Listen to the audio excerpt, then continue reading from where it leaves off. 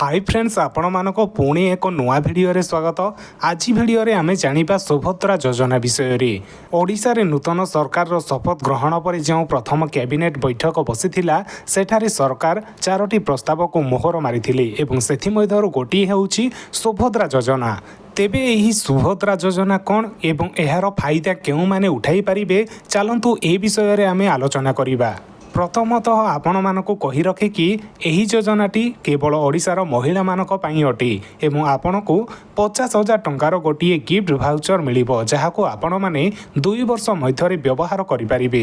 एही सुभद्रा योजनार मूल उद्देश्य होउची ओडिशार प्रति महिला आत्मनिर्भरशील हेबे एवं एथि पई सेमानको सरकार 50,000 टंकार गिफ्ट भाउचर देबे।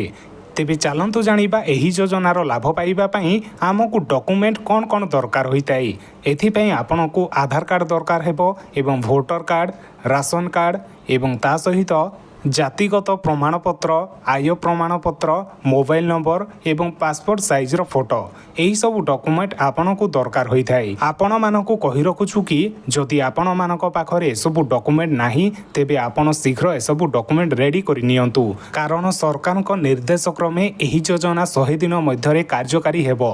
तेनु जहा लगुची एही मासरे ही एहार आवेदन प्रक्रिया आरंभ होई जिवो। तेनु आपण माने शीघ्र डॉक्यूमेंट रेडी रखंतु। जेते बेले सुभद्रा योजनार आवेदन प्रक्रिया आरंभ होई जिवो, आमे खूब शीघ्र आपण मानकु जणैबु। आउ जदि सुभद्रा योजना विषय रे कोनोसी प्रश्न थाए तेबे आपण कमेंट माध्यम रे हमकु जणातु, आमे ताहार परवर्ती वीडियो आमे नै आसीबु।